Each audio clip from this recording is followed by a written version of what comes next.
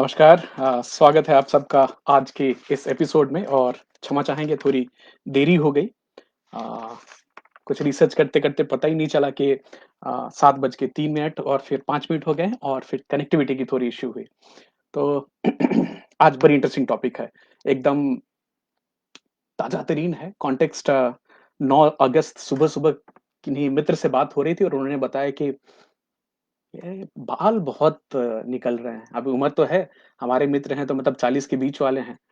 तो उन्होंने बोला कि खाली हमारा ही नहीं, हमारे घर में भी जो बच्चे हैं हाय सौरभ जी, जो बच्चे हैं जिनकी उम्र 20-25 साल है, उनके भी बाल जा रहे हैं। तो मैं कुछ बताइए इसके ऊपर। तो मैंने बोला, "ये देखिए बड़ी प्रासंगिक बात है और मैं दिमाग में ये बात चल रही थी कि हेयर हेल्थ के ऊपर कभी टॉपिक की जाएगी।" तो फिर रिसर्च हुई और काफ़ी इंटरेस्टिंग चीज़ें निकल के आई। बहुत सारी चीज़ें जो मुझे पहले मालूम नहीं थी, तो आज से अभी खुद पे भी उसको अ, ट्राई करके देखेंगे कि कैसे हेयर हेल्थ को इम्प्रूव कर सकते हैं। तो डीप डाइव करते हैं। आप सबका साथ चाहिए होगा। अपनी एक्सपीरियंसेस शेयर कीजिए, आपके सवाल पूछिए, उसको यथासंभव कोशिश करेंगे कि हम जवाब दे सकें। तो एक आर्टिकल देखिए, उसमें लिखा हुआ था कि most men will go bald at some point in their lives. जितने भी मर्द हैं, हमारी नियति में लिखा है कि हम जीवन में गंजे तो होंगे ही होंगे। चाहे ये उम्र की बात है, कितनी उम्र में होते हैं, ये देखने की बात है। अभी हेयर क्या है? हमारी जो बाल है, ये एक प्रोटीन है और जैसा साइंस जिन्होंने पढ़ी है या फिर ये तो 7th-8th की किताब में भी पढ़ाई जाती है कि ये प्रोटीन फिलामेंट है जो कि बना होता है अल्फा केराटिन से। Protein filament made up of alpha keratin. अब बाल हमें जो दिख रहा है ऊपर में, वो तो खाली हमें क्यूटिकल दिख रहा है। बट इसके 2 अलग भी हिस्से हैं, मेडुला है और साथ में कॉर्टेक्स है। तो मेडुला हमें कभी नहीं दिखती क्योंकि वो तो हमारी स्किन के अंदर रहती है। कॉर्टेक्स जो है, वो बाल को स्ट्रेंथ प्रदान करती है और सारे वाटर का इंटेक जो है और मिनरल अपटेक है, वो इसी के थ्रू होता है। पापा स्वागत है आपका, देबांशी, थैंक्स फॉर जॉइनिंग। तो बाल का पानी से भी बहुत गहरा संबंध है, हाइड्रेशन से, हम इसकी आगे बात करेंगे।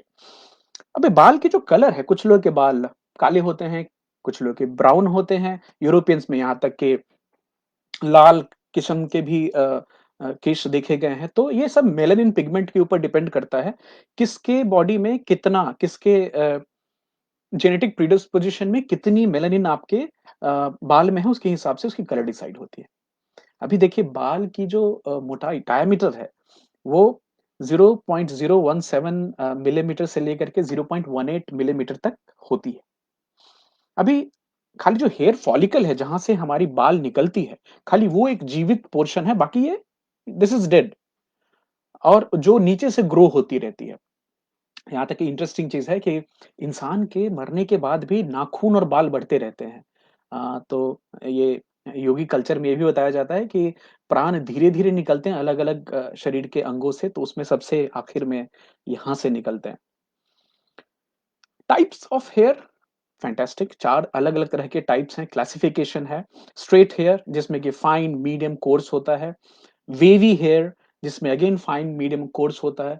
फिर होती है कर्ली हेयर जो और किंकी हेयर। तो किंकी हेयर आप जैसे हमारे जो अफ्रीकन भाई-बहन हैं, उनके आप बाल देखें तो बड़े किंकी होते हैं। तो उसमें सॉफ्ट वायरी होता है या कर्ली होता है तो उसमें लूज़ या टाइट होता है कि कितना मतलब अ, एक तो अच्छी खासी इंडस्ट्री चलती है कि तिरुपति बालाजी से जो बाल शेव कराते हैं, करोड़ रुपए का बाल एक्सपोर्ट होता है और खासकर वो जाता है अफ्रीकन कंट्रीज़ में ही, जहाँ पे नॉर्मली नेचुरली जो हेयर उनको किंकी है, काफ़ी कर्ली होती है, तो they also want some straight hair तो उसका विग बना के इस्तेमाल किया जाता है। ये बड़ी इंडस्ट्री है।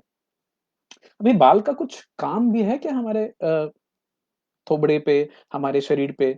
तो एक तो देखिए एक सबसे पहला काम होता है बाल अ, कपड़े तो बाद में इंसान ने पहनना चालू किया, बट जब भी हम प्रागैतिहासिक काल में तो बाल हमें प्रोटेक्शन देती थी, वार्म्थ देती थी बाहर के वातावरण से, ठंडी से।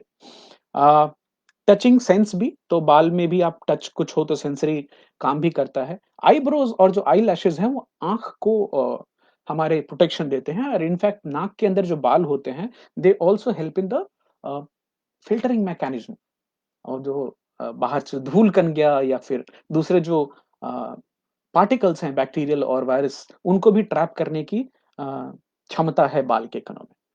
अभी इसकी पढ़ाई बड़ी इंटरेस्टिंग है और आज के समय में अगर आप मेडिकल साइंस की बात करें, जो डॉक्टरी की पढ़ाई होती है, एक समय था, आज से केवल 10 साल पहले सबसे नंबर 1 जो सबसे ब्रिलियंट छात्र होते थे, सबसे पढ़े-लिखे छात्र, उनको दे वुड गेट रेडियोलॉजिस्ट और जहाँ पे कैपिटेशन फ़ी की बात होती है कि पैसे देकर सीट मिलते हैं, तो आपको बहुत पैसा देकर के रेडियोलॉजिस्ट की सीट मिलती थी, हालाँकि अभी उल्टा हो गया। अभी नंबर 1 जो चीज़ है, वो है कॉस्मेटोलॉजिस्ट। डर्मेटोलॉजी या कॉस्मेटोलॉजी की जो पढ़ाई है, उसमें बाल भी है। तो जो बाल की पढ़ाई करते हैं और बाल का जो इलाज करते हैं, साथ में स्कैल्प का, उनको ट्राइकोलॉजिस्ट बोला जाता है। और ओवरऑल जो बाल्डनेस की बात है, जो बाल झड़ते हैं लोगों के, तो उसका नाम है साइंटिफिक एलोपेशिया। अभी एलोपेशिया बहुत सारे कारणों से हो सकता है बाल झड़ने का कारण। एक तो है जेनेटिक प्रीडिस्पोज़िशन, मेल पैटर्न आप एक बार 40 क्रॉस किए तो आपके बाल गिरना चालू होते हैं। आपके दादाजी के गिरे होंगे, आपके पिताजी के गिरे होंगे। तो पहले ये सोचा जाता था कि माँ के जीन्स की वजह से तो आपके नानी की तरफ के लोग उनके बाल अगर झड़ने वाले हैं तो आपका भी असर हो सकता है। लेकिन अभी आ गया है, अभी जो साइंटिफिक डेटा बोलती नहीं ऐसी खाली माँ को ही ब्लेम करना सही नहीं है, दोनों तरफ से ये हो सकता है। तो एक है मेल पैटर्न बाल्डनेस, उसके बाद है कुछ खास बीमारी जिसमें बाल झड़ती है, जैसे एक सोरायसिस एक है जिसमें आपकी जो स्कैल्प है वो काफ़ी इची हो जाती है और फ्लेकी भी हो जाती है।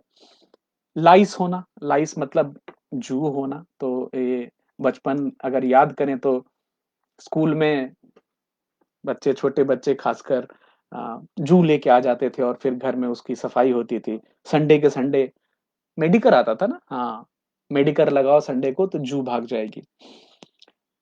रिंगवर्म ये एक तरह का फंगल इन्फेक्शन है, उसकी वजह से भी बाल जाते हैं, बट उसमें एक आप एक पैच देख पाएँगे कि जहाँ बाल झड़े ना तो वो रिंग के जैसा फ़ॉर्म होता है, इसलिए उसका नाम रिंगवर्म है, which is one kind of fungal infection. Alright, तो और आगे चलते हैं और देखते हैं हेयर लॉस एलोपेशिया जो है, ये जेनेटिक होती है और इसमें एंड्रोजेनेटिक एलोपेशिया बोलते हैं 80% जो मर्द हैं, उनका 70 साल उम्र होने के बाद 80% हेयर चले जाते हैं।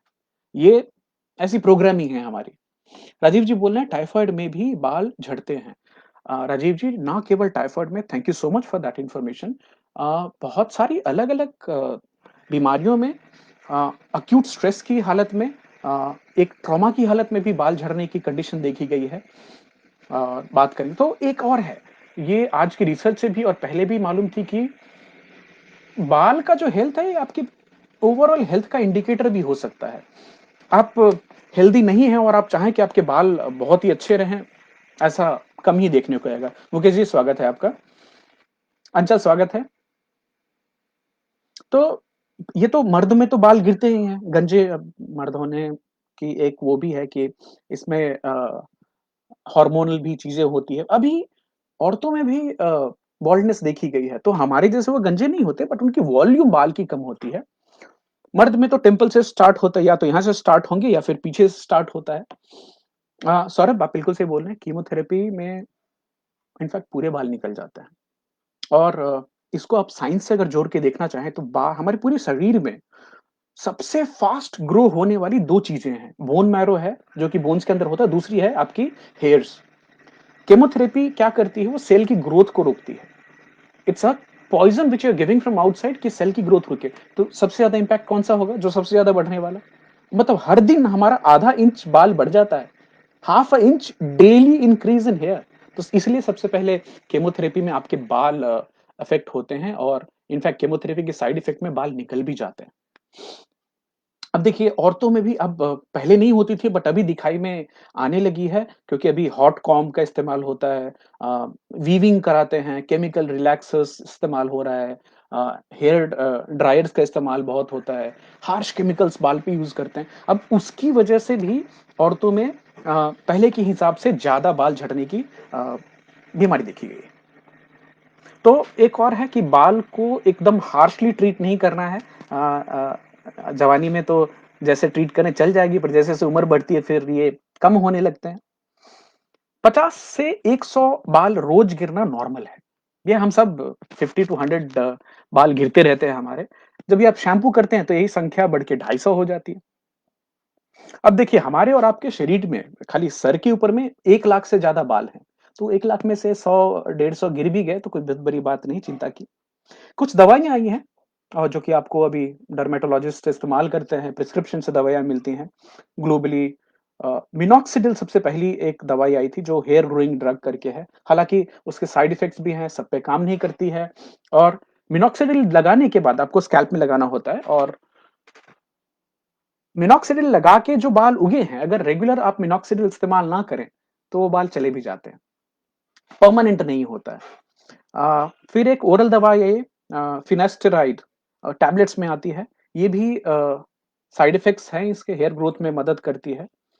तो उस आर्टिकल में तो मोटा-मोटा ये लिखा गया था कि आप मर्द हैं तो आपके बाल तो कभी-कभी जाएँगे और जब ये चले गए मान लीजिए तो फिर ट्रांसप्लांट एक दूसरा उपाय है जो अक्सर लोग कराते हैं। बहुत सारे लोग विग पहनते हैं। बट एक बॉल्ड हो जाना भी उम्र के हिसाब से अच्छा है। अब विन डीज़ल को देख लीजिए, रॉक को देख लीजिए, तो एक इमेज भी है कि बॉल्ड हेड वाले मैचो होते हैं, स्ट्रॉन्ग होते हैं। एक आर्टिकल पढ़ी मैंने कि अभी चलिए 40 साल, 50 साल, 60 साल की उम्र में बाल जा रहे हैं तो ठीक है, एक समझ सकते हैं कि ऐज की बात है। बट 20 साल के बच्चों के बाल क्यों जाने चाहिए? 30 साल में ये जवानी में बाल क्यों जाने चाहिए? तो 2 डॉक्टर हैं, डॉक्टर फ्रेड जूली इटालियन हैं और डॉक्टर फैल्वियो फेरारी। ये दोनों मुंबई आए थे और तभी यहाँ के काफ़ी प्रमुख डॉक्टर हैं, जो बाल संबंधित चीज़ों में नाम है काफ़ी उनका, डॉक्टर अपूर्व शाह। तो उनके साथ कॉन्फ्रेंस हुई थी, उसकी आर्टिकल टाइम्स ऑफ इंडिया में आई। तो टाइम्स ऑफ इंडिया के आर्टिकल में उन्होंने लिखा है कि आज के समय में सबसे important cause of hair loss is stress, तनाव। दूसरा जो पॉल्यूशन है, एयर पॉल्यूशन, बाकी चीज़ों में जो पॉल्यूशन बढ़ी है, फिर अलग-अलग तरह के नशा करने की आदत और एक important important factor is poor nutrition कि आपका खाना अगर संतुलित नहीं है, न्यूट्रिशन संतुलित नहीं है, तो बाल पे असर दिखता है उसका। राजीव जी बोले पता नहीं बट मेरी तो 28 में जाने लगी थी। देखिए राजीव जी आपको कुछ इंडिकेशंस मिल जाएँगे और हमारी पूरी संवेदना है, ऐसे बहुत सारे मित्र हैं, बहुत सारे फैमिली में भी लोग हैं जिनके बाल चले गए हैं। अ, अब उसको रिवर्स नहीं कर सकते लेकिन आप अपनी जानकारी दूसरे लोगों को दे सकते हैं जिनको और एक और चीज़ जैसे मैंने बताया कि ये जो बाल हैं हमारे न्यूट्रिशन और हमारे जेनेटिक्स इन सब बहुत सारे फैक्टर्स पे डिपेंड करता है। तो आज की डीप डाइव में शायद कुछ सवालों के जवाब मिल जाएँ। हमारे जो बाल होते हैं इसका जो normal you can say the hair cycle is 3 से 5 महीने। मतलब जो नई बाल निकली वो 3 से 5 महीने के अंदर में चली जाएगी, फिर एक पूरी नई फसल निकल के आएगी। डॉक्टर फेरारी बोलते हैं कि सबसे पहला काम अगर आपको करना है, अपने बाल को सँभालना है तो अपना स्ट्रेस का लेवल कम कीजिए। ये सब लोग बोलते हैं। हर बीमारी की वजह आजकल स्ट्रेस। दूसरा पानी हर 1 घंटे में आपको पीते रहना है। तो आपका हाइड्रेशन आपके बाल पे बाल का बहुत सारा हिस्सा जो है वो पानी से होता है प्लस जो मिनरल्स की जो एब्ज़ॉर्प्शन है वो पानी के थ्रू ही आपके आपके बालों तक पहुँच पाती है। तीसरी रिकमेंडेशन डॉक्टर फेरारी की है कि आप प्रोटीन रिच खाना खाएँ। 3 चीज़ें करें, एक तो अपना स्ट्रेस का लेवल कम करें, दूसरा हर 1 घंटे में पानी पिएँ और प्रोटीन वाली चीज़ें खाएँ तो आपका 80% फ़र्क दिखेगा, पहले के और बाद की हालत में। जैसा मैंने पहले बताया कि fastest growing part of the body है अलोंग विद बोन मैरो, तो इसको प्रोटीन की भी ज़रूरत बहुत बहुत ज़्यादा होती है। तो मान लीजिए अगर आप कम प्रोटीन वाली डाइट खा रहे हैं, तो प्रोटीन तो हमारे हर शरीर में, हर कोशिका में चाहिए, सेल बिल्डिंग के लिए चाहिए। तो शरीर क्या करती है फिर प्रायोरिटाइज़ करना चालू करती है, कि चलो पहले सेल बनाने पे ज़्यादा ध्यान देते हैं, बाल को बाद में देख लेंगे।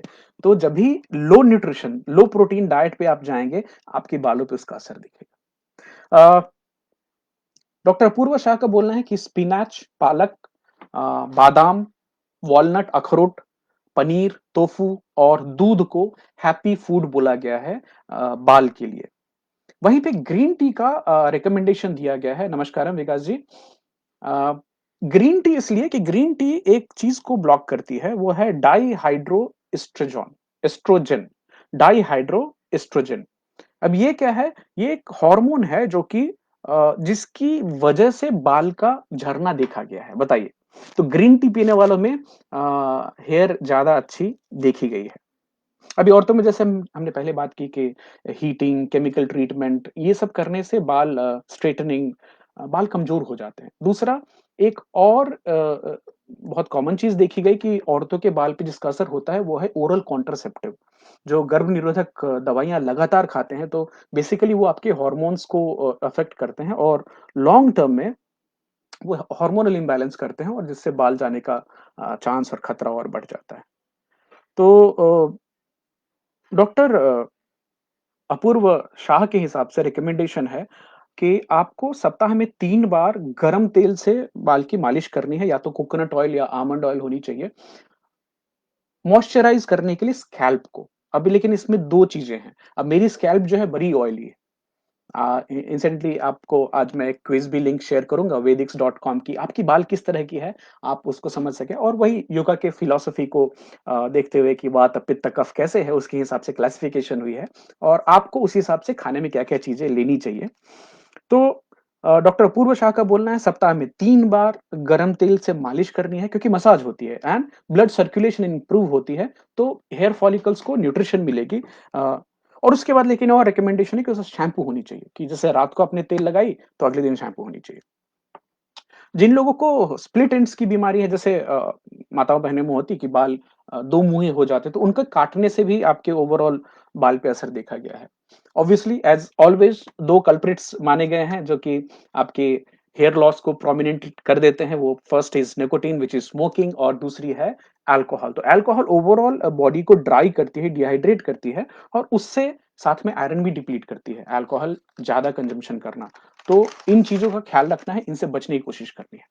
अभी मैं बात करने वाला हूँ webmd.com वेबसाइट है उसके ऊपर से।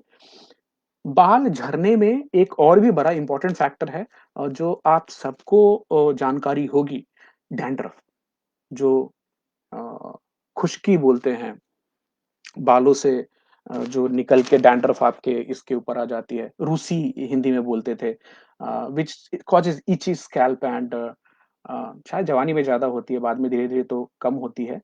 इसको सेबोरेइक डर्मेटाइटिस बोलते हैं। एक तरह की इन्फ्लेमेशन है। ये एक तरह की सूजन है जो आपके स्कैल्प में होती है और कई एक्सट्रीम केसों में ये जो आपकी स्कैल्प में खुजली होती है और फ्लेक्स निकलते हैं। ये एक्सट्रीम केसेस में आपके कान और चेहरे पे भी हो सकती है कुछ लोगों को। तो इसका इलाज करने की ज़रूरत है। दुनिया में सबसे ज़्यादा बिकने वाली शैम्पू कौन-सी है? तो अ, all over the world, Head and Shoulders is the number 1 selling shampoo because they उनका असर है उसमें अ, एंटी फंगल दवाइयाँ मिलाई गई हैं जिसकी वज़ह से आपका डैंड्रफ नहीं जाता है। तो आप जैसे डैंड्रफ से छुटकारा पाएँगे, आपके हेयर लॉस पे इमीडिएट उसका असर होता है। डैंड्रफ तो होनी नहीं चाहिए, आपका स्कैल्प जितना हेल्दी रहेगा, तभी आपके बाल हेल्दी हो सकते हैं। रिंगवर्म जो हमने पहले बात की कि एक राउंड पैच में बाल निकल जाना, वो फंगल इन्फेक्शन है, तो उसकी भी ट्रीटमेंट तभी के तभी इमीडिएटली होनी ज़रूरी है। हेड लाइस बचपन में हुई होगी आप लोगों को, मुझे भी कभी-कभी बहनों से हो जाती थी और ये तभी होता है जब ये बहुत छोटी उम्र के होते हैं तो आपका खेलना, साथ में बैठना, सोना होता है तो बाल में तो आपको याद होगी वो हमारे यहाँ ढील बोलते हैं, तो ढील वाली कंघी भी होती थी खास जिससे कि निकलती थी और उसको ऐसे करके मारा जाता था। बड़ा मज़ेदार होता था एक ये कम्युनिटी एक्सरसाइज़ आप बोल सकते हैं कि अ, बिहार में उसको ढील हेरना बोलते हैं। तो it was kind of a ब एक-एक बाल के स्ट्रैंड्स को हटाना, उसके बीच में से निकालना उसको, फिर प्लग करना। बड़ा इमोशनल बॉन्ड भी होता था। इनफैक्ट अभी भी बंदरों में ये देखा गया है कि उनमें जितनी जो फैमिली क्लोज़ है, वो हर एक-दूसरे की जो ढील होती है, लाइस होती है, उसको निकालते हैं और उससे उनकी बॉन्डिंग होती है, बड़ी स्ट्रॉन्ग। एक और कंडीशन है टेलोजन एफ्लुवियम। इसको पर्सनल स्ट्रेस आप बोल सकते हैं, पर्सनल शॉक बोल सकते हैं। तो जैसे कुछ एक बड़ी सर्जरी हुई या फिर चाइल्ड बर्थ हुआ या फिर बहुत सीवियर स्ट्रेस से कोई आदमी गया किसी घर में मान लीजिए, बहुत कोई दुखद घटना हो गई। तो उस घटना के 1 महीने या 2 महीने बाद सडनली बड़े-बड़े पैचेज़ में बाल जाना चालू होते हैं। ये शॉक है। तो उम, शायद जब ये राजीव जी आप बता रहे थे टाइफॉइड में भी ऐसा देखा गया है, तो शायद कहीं ये भी उस तरह का एक सिग्नल तो हो सकता है। हालाँकि इसमें अच्छी बात ये है कि वो बाल वापिस रीग्रो होने लगते हैं। अभी स्ट्रेस को बहुत-बहुत फैक्टर इम्पोर्टेंट माना गया है हेयर लॉस में। खासकर उसमें कोएंजाइम Q10 जो है ना स्ट्रेसफुल सिचुएशन में कम होते हैं और ये अ कोएंजाइम Q10 जो हैं, ये आपको मिलते हैं होल ग्रेन से, जो पूरा-पूरा अन्न है, अनाज है खाने से। मछली में मिलता है और मीट में मिलता है। अ, कोई भी ऑक्सीडेटिव स्ट्रेस पूरी बॉडी के लिए खराब होता है और उसी तरह से ऑक्सीडेटिव स्ट्रेस बाल के लिए भी खराब है। तो एंटीऑक्सीडेंट्स अगर आप खाने में, अब एंटीऑक्सीडेंट्स कौन से होते हैं? जो कि विटामिन सी वाली चीज़ें हैं। हाय रितेश भाई। तो अ, विटामिन बी जो कॉम्प्लेक्स है, उसमें बी3, बी5, बी9 और विटामिन ई काफ़ी इम्पोर्टेंट है आपके हेयर हेल्थ के लिए। तो ये चीज़ें आपको कहाँ से मिलेगी नॉर्मल खाने में? ऑरेंजेस में है, स्पिनच में है, चिकन में है, मच्छी में है, ब्रोकोली में मिलती है आपको, सोयाबीन में मिलती है। हालाँकि हम आगे 15 ऐसे सुपर फूड की बात करने वाले हैं जो आयुर्वेद के हिसाब से आज नहीं 3500 साल पहले से, 3500 एक डॉक्यूमेंट के हिसाब से, मेरे हिसाब से तो ये दसों हज़ार साल पुरानी प्रथा है और सभ्यता है, जिसमें हमने उन सब चीज़ों को ऐसा जोड़ कर लेकर आए हैं जो कि आपकी न केवल बाल को बल्कि पूरे हेल्थ को इम्पैक्ट करती है, बट हम उसके बारे में आगे बात करेंगे। जिंक काफ़ी इम्पोर्टेंट है। जिंक क्यों इम्पोर्टेंट है? क्योंकि ये हेयर ग्रोथ में काफ़ी मदद करती है। राजीव जी लिख रहे हैं, "yes, I had faced but got again, one cause was water also." We will also come to water. In fact hard water के बारे में मैं आज खास बात करने वाला हूँ। तो जो भी आप में से ऐसी जगह पे रहते हैं जहाँ का पानी हार्ड है, उन्हें थोड़ा बाल अगर जा रहे हैं आपके, तो उसको सँभालने की ज़रूरत है। आयरन इम्पोर्टेंट है बाल के लिए, जो आपको फिश, लीफी ग्रीन वेजिटेबल से मिलता है और बीन्स में मिलता है। और पूरा जो ब्लड सर्कुलेशन है उसको मेंटेन करना बहुत इम्पोर्टेंट है। तो एक hair massage time to time is helpful, मदद करती है हमारे हेयर फॉलिकल्स को। अभी जो इंटरेस्टिंग बात हम करने वाले हैं वो है 15 ऐसे सुपर फूड आयुर्वेद के हिसाब से जो कि हम अगर अपने रोज के खाने में लेके आएँ तो न केवल आपको बाल अच्छा होगा बल्कि आपकी स्किन प्रॉब्लम फ्री होगी और बोनस में आपको स्ट्रॉन्ग बोन्स भी मिलेंगे। तो हम अभी बात करने वाले हैं डॉक्टर जील गांधी, जो कि bachelor of Ayurvedic medicine and surgery की छात्रा हैं, काम करती हैं वैदिक्स.कॉम के लिए। तो उनकी आर्टिकल में उन्होंने ये लिखा कि जो गुड हेयर है, जो अच्छा बाल है, ये केवल खाली बाल की बात नहीं है, आपकी पूरी ओवरऑल हेल्थ की बात है ये। और आप खाली बाल का इलाज करना चाहें तो खाली बाल का इलाज नहीं कर सकते अलग अकेले से, क्योंकि अब पूरी स्वास्थ्य अच्छी होगी तभी बाल भी अच्छे होंगे।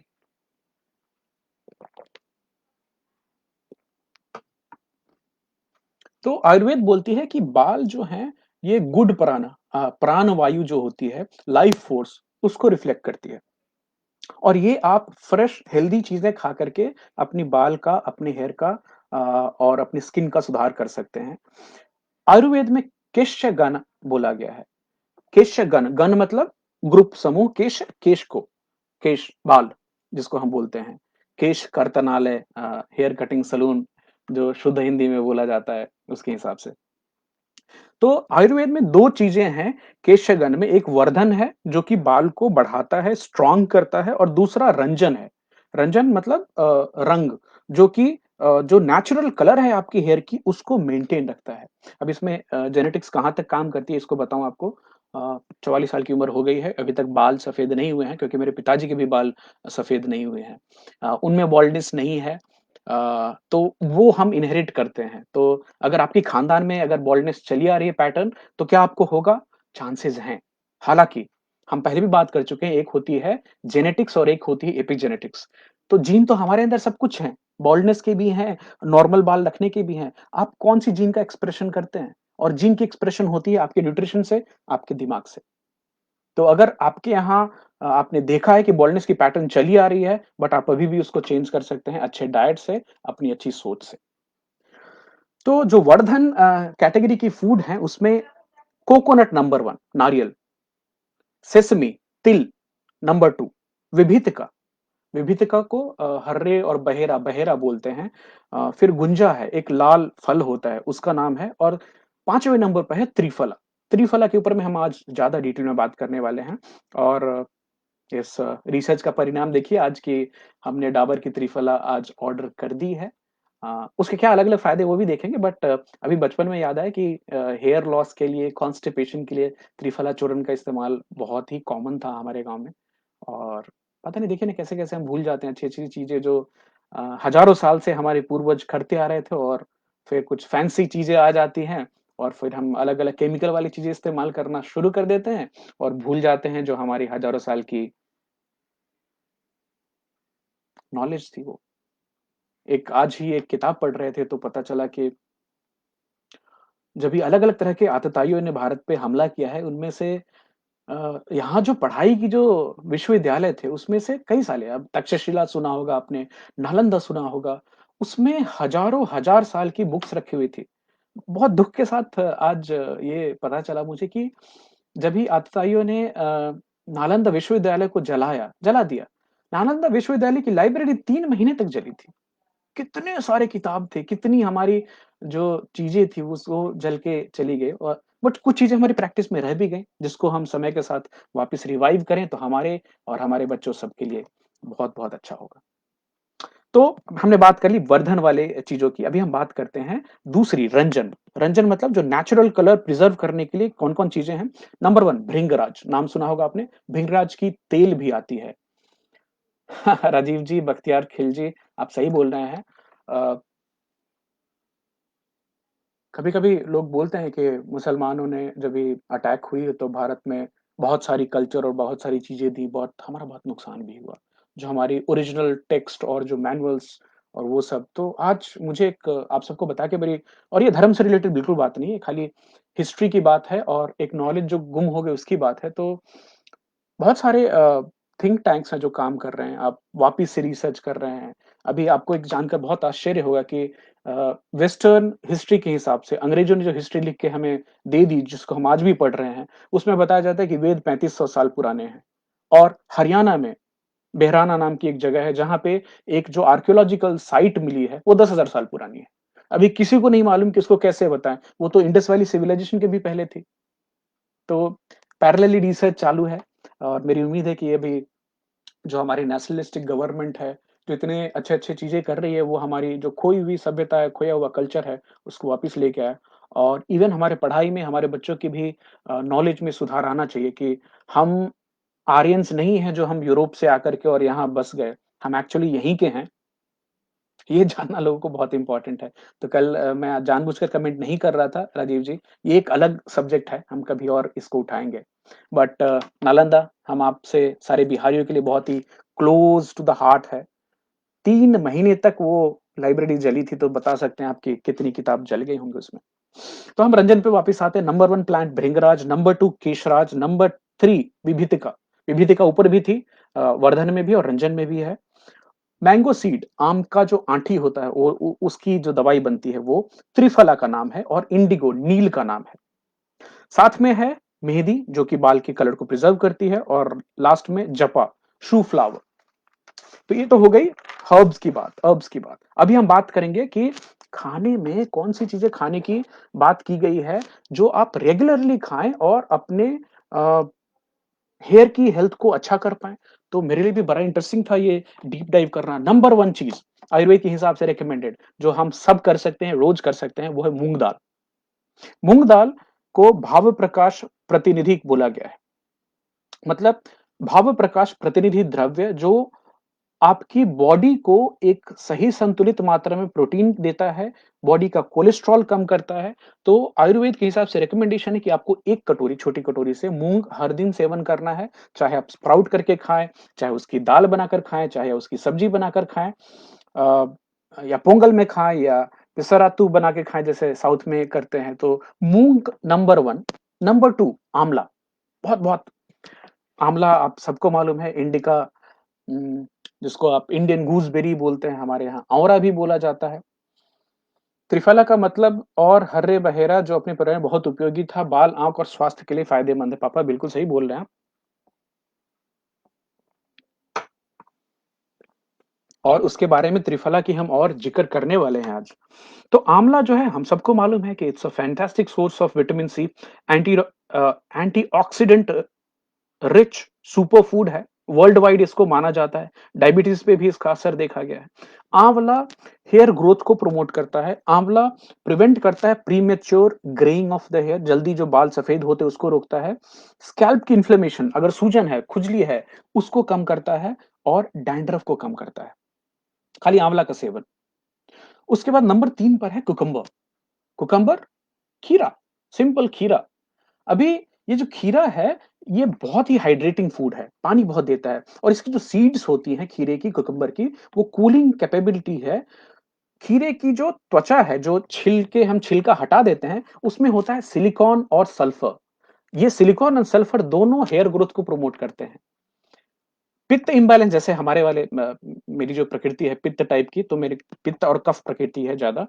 तो ऐसे लोगों में अगर खीरे का जूस निकाला जाए जिसमें थोड़ा-सा धनिया पत्ता मिलाया जाए और मिंट मिलाया जाए और उसकी अगर जूस पी जाए तो काफ़ी अच्छा बाल पे असर देखा गया है।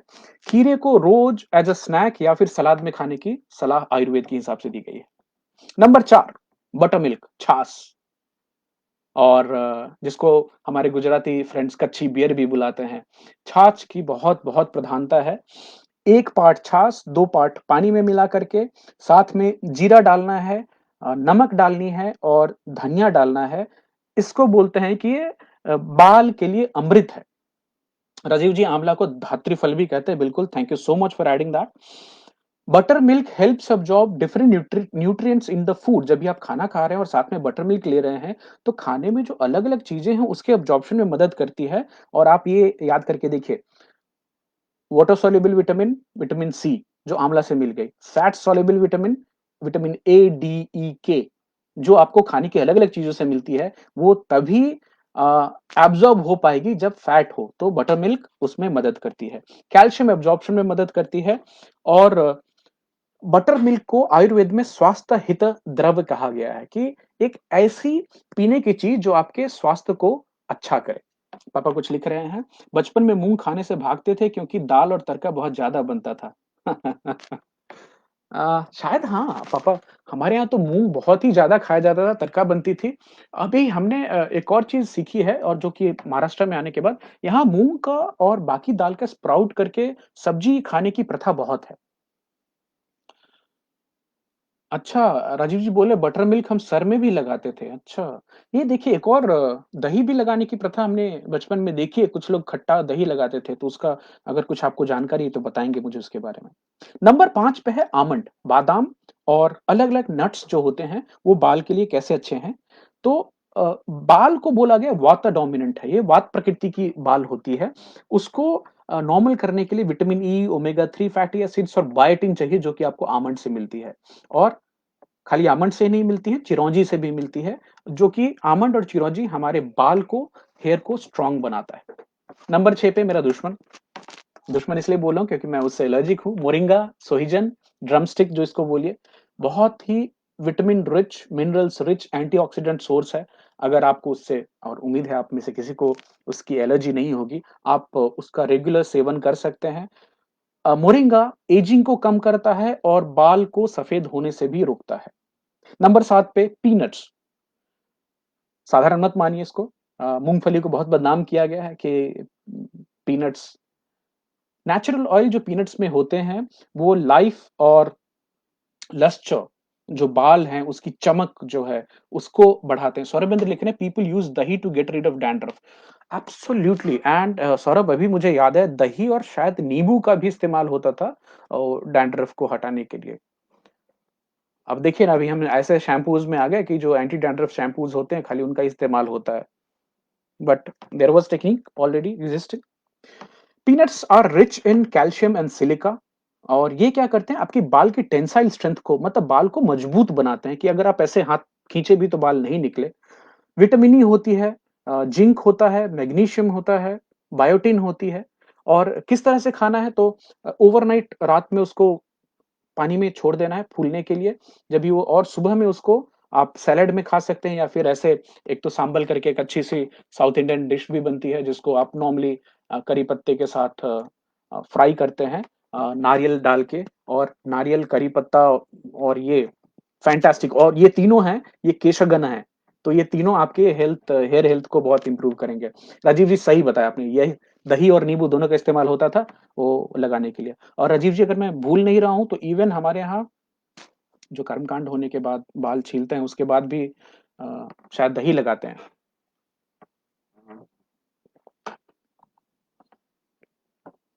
तो ये बात हो गई पीनट्स की, जिसको रोज सलाद में खाने का या फिर सांभर में खाने का ऐसा ही रिकमेंडेशन है, सोक किया हुआ, फुला करके।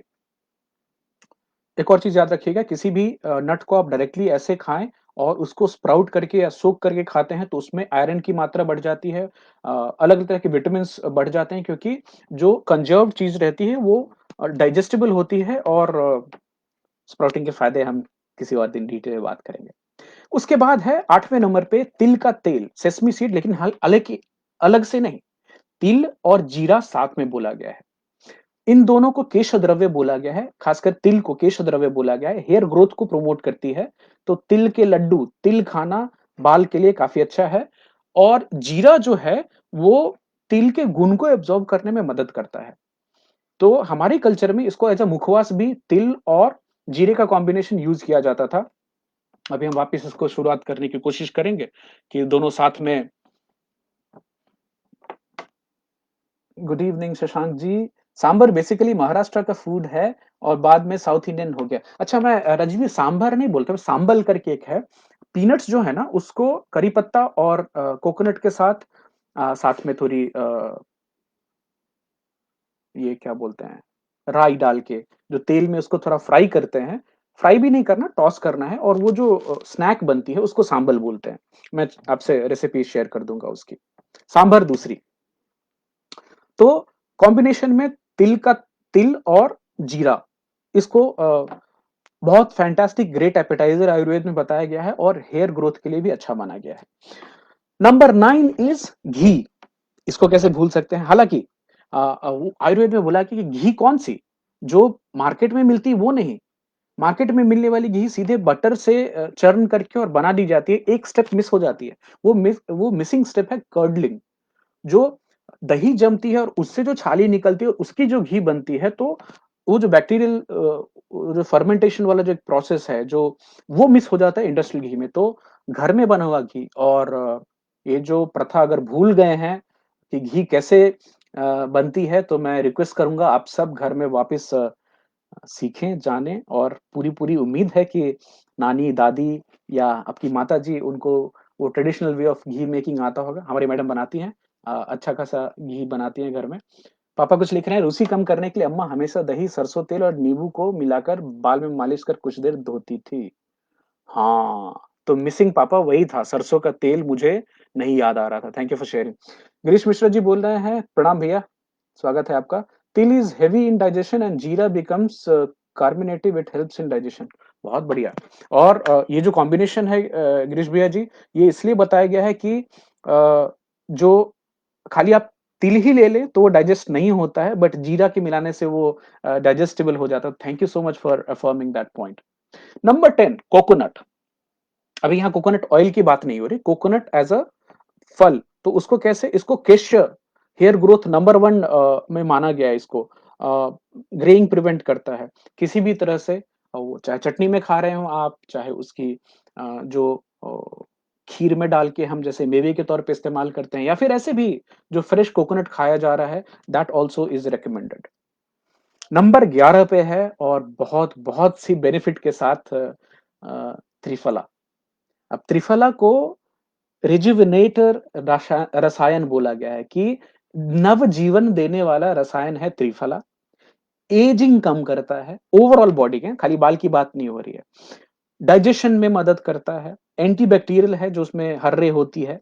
डेंटल कैविटी, जिनको दांत में कैविटीज हो रहे हैं, उनको त्रिफला के इस्तेमाल से कैविटीज कम होते हैं। हेयर ग्रोथ को प्रमोट करता है, क्योंकि केश है, केश वर्ण का है। प्रिवेंट्स ग्रेइंग, वो अभी जो सफेद होना है उसको भी रोकता है।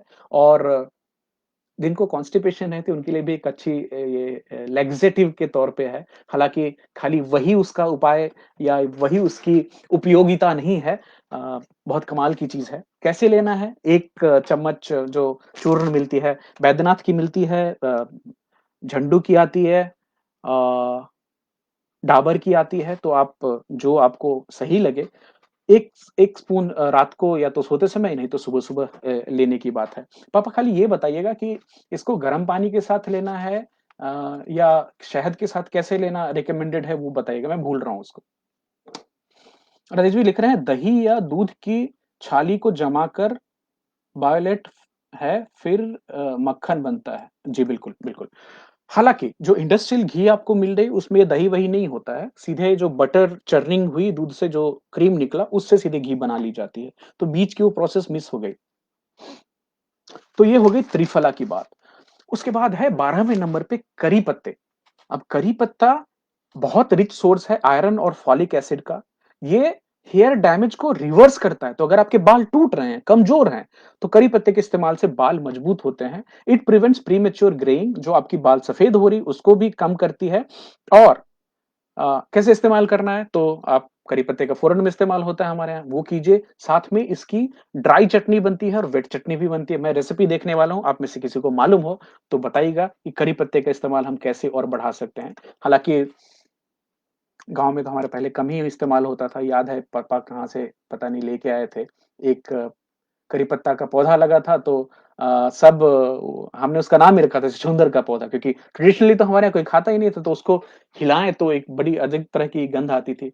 हालाँकि महाराष्ट्र में आने के बाद और साउथ के मित्रों के यहाँ जाने पे या फिर साउथ के ट्रैवल में फिर करी पत्ते का बहुत ज़्यादा इस्तेमाल देखा, और अभी वो धनिया पत्ते के साथ करी पत्ता भी आता है हमारे यहाँ। फिर हमने भी उसको अलग-अलग सब्जियों में इस्तेमाल करना चालू किया। पोहे में इस्तेमाल करते हैं, कुछ साउथ इंडियन टाइप की रसम या सांभर मिलती है उसमें इस्तेमाल करते हैं। If any one of you know how to make a dry और वेट चटनी, रेसिपी अगर है तो शेयर कीजिएगा बिल्कुल। थैंक यू पापा। तो त्रिफला को गर्म पानी के साथ लेते हैं। उसके बाद 14वें नंबर पे है बहुत ही साधारण सी जाने वाली मेथी, मेथी के बीज। मेथी के बीज में होती है फाइटोएस्ट्रोजन, और जो फाइटोएस्ट्रोजन है ये नेचुरल स्टिमुलेटर है हेयर ग्रोथ का। तो अगर आपको बाल की ग्रोथ बढ़ानी है तो मेथी के सीड को इस्तेमाल करना है। ये रिड्यूस करती है स्ट्रेस रिलेटेड डैमेज जो होते हैं बाल में, उसको भी कम करती है। कैसे इस्तेमाल करना है? आयुर्वेद में रिकमेंडेशन है, वेदिक्स.com पे डॉक्टर जील गांधी का लिखना है कि आप इसको सोक करना है, मतलब पानी में भिगोना है, फूल जाने के बाद उसको क्रश करके फिर उसको अपने खाने की चीज़ों में इस्तेमाल करें। दूसरा, स्प्राउटेड मेथी का जो है उसकी भी गुणवत्ता ज़्यादा बताई गई है।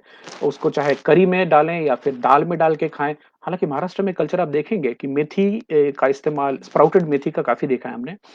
आलू मेथी एक सब्जी, मेथी थोड़ी कड़वी होती है, बट मुझे वो बिटरनेस वाली फ्लेवर काफ़ी पसंद है। तो मुझे करेला भी अच्छा लगता है, मेथी अच्छी लगती है। यहाँ एक चौली आती है, जिसको आप तोड़ के हाथ से सब्जी बना के खाते हैं। बिटर होती है, but I like that a lot. करी पत्ता ताज़ा सुबह खाली पेट खाने से वज़न घटाने में भी यूज़ होता है। अच्छा, बिहार में करी पत्ता भी मिलने लगा है अच्छे से, ये बताइएगा राजीव जी? अ, यहाँ तो आपको सब्जी खरीदने जाना तो बॉम्बे में आपको करी पत्ता और मिर्ची और थोड़ा वो मसाला आप बोलेंगे तो ये 4-5 चीज़ें अदरक के साथ मिला के आपको डाल देते हैं ₹5 का। ये हो गई मेथी की बात, और उसके बाद नंबर 14 पे है अनार। एक अनार 100 बीमार वाली बात। अनार में होता है एंथोसाइनिन, और ये बहुत ही कमाल की एंटी एजिंग प्रॉपर्टी है इसमें। ये ऑक्सीडेटिव स्ट्रेस को कम करता है, फैंटास्टिक सोर्स ऑफ आयरन। और जिन लोगों को वो मेरी गट वाली एपिसोड याद होगी तो उसमें मैंने बात की थी Akkermansia muciniphila. It's a fantastic bacteria which is found in the gut. Muciniphila मतलब म्यूसिन को खाने वाली बैक्टीरिया। ये एकरमेंसिया म्यूसिनिफिला की प्रोडक्शन, एकरमेंसिया म्यूसिनिफिला की क्वांटिटी आपको बॉडी में बढ़ानी है, अनार के इस्तेमाल करें। बहुत फैंटास्टिक उसका असर देखा जाता है एकरमेंसिया म्यूसिनिफिला बैक्टीरिया के ऊपर। अनार का रस, जूस, अनार ऐसे ही खाना आपके हेयर और स्किन दोनों के लिए काफ़ी काफ़ी अच्छा माना गया है। कोलेस्टेरॉल लोअरिंग प्रॉपर्टीज़ हैं अनार की, और ये बहुत ही रिच होता है आयरन में। तो इसको स्वास्थ्य हित द्रव्य में गिनती है अनार की। और आखिर में 15वें नंबर पे, बट बहुत कमाल की चीज़ है, वो है सौंफ, फेनल। और फेनल जो है, सौंफ जो हमारे खाने में, और अभी अच्छी बात है कि आपको रेस्टोरेंट्स में भी सब जगह सौंफ खाने के बाद दी जाती है एज़ अ माउथ फ्रेशनर, और बड़ा ही साइंटिफिक कोरिलेशन है इसका। सौंफ एक हार्मोनाइज़र है। हार्मोन की जो इम्बैलेंस होती है उसको ठीक करती है। तो जो माताएँ-बहनें या फिर आप में और मुझ में थायरॉइड इम्बैलेंस है, उसमें आयुर्वेद के हिसाब से ये मदद करता है। पॉलीसिस्टिक ओवेरियन सिंड्रोम में जो हार्मोनल डिस्टर्बेंस होती है, इसकी वजह से भी बाल जाते हैं लड़कियों में और औरतों में, उसमें भी ये मदद करती है। टाइप 2 डायबिटीज़ मेलिटस T2DM में सौंफ अच्छा असर दिखाती है। ओवरऑल बॉडी में जो सूजन होती है, इन्फ्लेमेशन होती है, उसको कम करती है, ब्लड टॉक्सिन्स को कम करती है और माउथ फ्रेशनर तो है ही। फैंटास्टिक मौ मतलब कितने भी आप कांदा, लहसुन ये सब वाली चीज़ें खा लें और उसके बाद भी आप थोड़ी सौंफ खा लें तो साँस तो अच्छी होती है और आप बाजू वाले आपसे बात करने में नाक ना बंद करेंगे। अभी सौंफ का जो पानी है, सौंफ का शरबत हमारे यहाँ बनता था। मम्मी अब भी वापस हम भूल गए हैं, उसको बनाना चालू करेंगे। तो सौंफ का पाउडर बनाना है, क्रश करना है उसको और उसको फूलने के लिए थोड़ी देर छोड़ना है। फिर उसको छान लेना है कपड़े से या छन्नी से और हो गई एक ठंडी मस्त कूलिंग ड्रिंक तैयार। बाकी सौंफ को अलग-अलग तरह के मसालों में भी इस्तेमाल होता है। तो आयुर्वेद के हिसाब से ये थी टोटल 15 सुपर फूड और ये जो आर्टिकल मैं आपसे आज बात कर रहा हूँ, I will be sharing the link for that article to all of you. साथ में मैं वैदिक.कॉम की वो लिंक भी आप सबसे शेयर करूँगा जिसमें जाकर आप खुद से क्विज़ ले सकते हैं और चेक कर सकते हैं कि आपकी बाल किस तरह की है। हालाँकि मुझे मालूम है मेरी बाल ऑयली है और मेरा स्किन भी ऑयली है, तो मैं बहुत ज़्यादा तेल नहीं लगाता। बट अगर एक दिन शैम्पू ना करूँ, तो अगले दिन बाल पूरा चिपक जाता है, नीचे आ जाता है। तो अपने हिसाब से आपको खुद से देखना है, खुद से जानना है। अभी हमने आयुर्वेद की बात की, क्विकली हम आपको बताना चाहेंगे healthline.com वेबसाइट, lifesciences.com वेबसाइट पे हेयर हेल्दी फूड में वेस्टर्न साइंस के हिसाब से क्या-क्या रिकमेंडेशन है, जस्ट क्विकली बताता हूँ। हालाँकि मैं फॉलो आयुर्वेदा वाला ही करने वाला हूँ। Number 1 is egg, number 2 is berries जो फ्रूट्स होते हैं, नंबर 3 स्पिनच, पालक, नंबर 4 इज़ फैटी फिश, तेल वाली मछलियाँ, छोटी मछलियाँ। नंबर 5 इज़ स्वीट पोटैटो, अलुआ जिसको हम बोलते हैं। एवोकाडो नंबर 6 जो अ, बटर फ्रूट होता है जिसको विदेशी ओरिजिन का है बट अब इंडिया में बहुत मिलता है। नंबर 7 पे हैं नट्स जो अलग-अलग तरह के आप क्या बोले उनको ड्राई फ्रूट्स बोल सकते हैं। सीड्स हैं नंबर पे जैसे अब सेसमी सीड है फ्लेक्स सीड है, इनकी बात कर लीजिए। स्वीट स्वीट पेपर्स जो बेल पेपर होते हैं पीले वाले, हरे वाले, कैप्सिकम उनकी बात है। नंबर 10 पे है ओयस्टर, सितुआ वो हमारे यहाँ तो पता नहीं गाँव में खा रहे हैं कि नहीं खा रहे हैं। यूरोप में बहुत ही डिलिशियस चीज़ मानी जाती है उसको श्रिम्प, झींगा जिसको बोलते हैं। बीन्स नंबर 12 पे है, नंबर 13 पे है सोयाबीन और नंबर 14 पे है मीट, जिससे आपको अलग-अलग तरह की न्यूट्रिएंट्स मिलते हैं जो बाल के लिए अच्छी होती है। अभी ये टॉपिक खत्म करें बाल की खाल वाली लास्ट में एक चीज़ बताना चाहूँगा कि अगर आपकी हेयर लॉस हो रही है, तो आपको अपने यहाँ जो पानी की सप्लाई है उसको भी देखने की ज़रूरत है। If it's a hard water जो कि मैंने कई जगह अब ट्रैवल करने में देखा था कि अब हैदराबाद में जाता था तो वहाँ पे बाल रूखे हो जाते थे। सडनली आपकी जो अब मेरी ऑयली हेयर है फिर भी वो शैम्पू करके आप निकले तो बाल एकदम ऐसे if you are not using conditioner it is very difficult. Mumbai में जब भी हम म्युनिसिपल वाटर आने के पहले टैंकर से पानी आता था, तभी बाल बहुत जाते थे। क्योंकि पानी हार्ड होती थी, नमक वाला पानी। तो पीने के लिए तो आपने फ़िल्टर कर ली उसको लेकिन नहाने में तो फ़िल्टर नहीं होता है। तो अभी मेरे बहुत सारे मित्र हैं जिनको बाल जाना चालू हुआ और उनके यहाँ पानी जो सप्लाई की आ रही है, तो आप फ़िल्टर करके एक्वागार्ड से या आरओ फ़िल्टर से पानी पी रहे हैं, तो वो तो अच्छा हो गया, लेकिन बाल धोने में नॉर्मल पानी ले रहे हैं। तो उन्होंने बिसलेरी से पानी फ़िल्टर जो आरओ वाली पानी होती है, उससे बाल धोना चालू किया। इमीडिएट फ़र्क आया हो उनको बाल के ऊपर में। तो आप ये ज़रूर चेक करें कि आपके यहाँ नहाने का पानी जो है, वो हार्ड है या सॉफ्ट है। तो अगर आप एक ऐसे शहर में रहते हैं जहाँ पे म्युनिसिपैलिटी के थ्रू पानी फ़िल्टर होके आती है, तो उसमें ऑलरेडी वो लोग सॉफ्टनिंग एजेंट मतलब उसको जो हार्ड एजेंट है उसको फ़िल्टर करके हटा देते हैं। बहुत ज़्यादा क्लोरीन मिली हुई पानी भी बाल के लिए खराब होती है, तो जो लोग बार-बार स्विमिंग पूल जाते हैं, वहाँ से निकलने के बाद इमीडिएटली बाल को अच्छी तरह से धोना काफ़ी इम्पोर्टेंट है। पानी का ख्याल रखें और पानी बार-बार पीने का भी ख्याल रखें। Hydration is very, very important for overall hair health.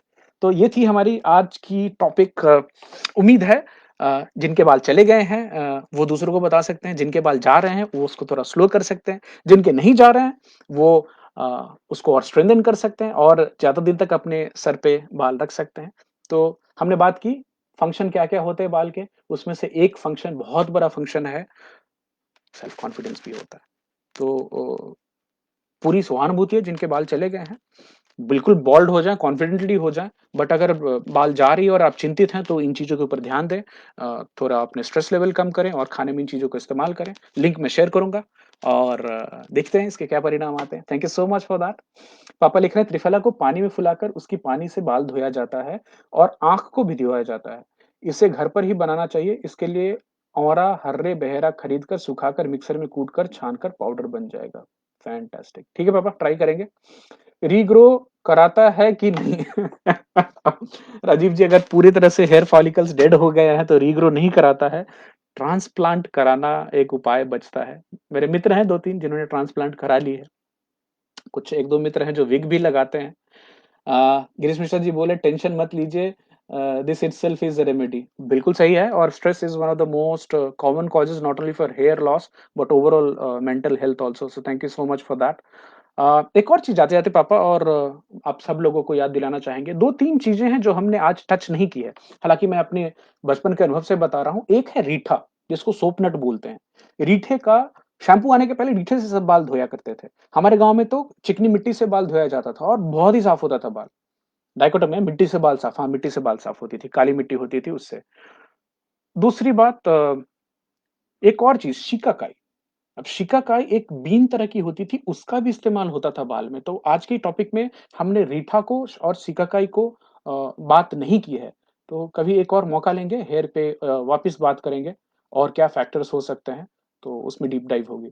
तो thank you so much all of you for joining, and thank you Debanshi, Murthu, Anchal, Subramaniam ji for joining here on Instagram, and thank you Saurabh, Papa, Rajiv ji, Mukesh Singh ji, Vikas ji, Ritesh bhai. Thank you for joining. Thanks Papa for your all the comments. Chacha, Premna Chacha ji, thank you so much for joining, and your comments. Shashank ji, thank you so much. And Girish sir, आप आए, बहुत बहुत अच्छा लगा हमें, और आपने जो कमेंट शेयर किए उसके लिए बहुत बहुत शुक्रिया आप सबका। काली मिट्टी, अभिनव जी बिल्कुल सही बोल रहे हैं, करियक्का माटी जिससे बाल धोते थे, एकदम बाल अच्छे साफ होते थे। रीठा का भी इस्तेमाल होता था। तो कभी एक दूसरे टॉपिक में लेंगे कि natural sources for cleaning and maintaining the lustre of our hairs. Thank you so much for joining. मिलते हैं अगले सप्ताह एक अच्छे और नए टॉपिक के साथ। तब तक अपना ख्याल रखिए और टेक केयर। बाय।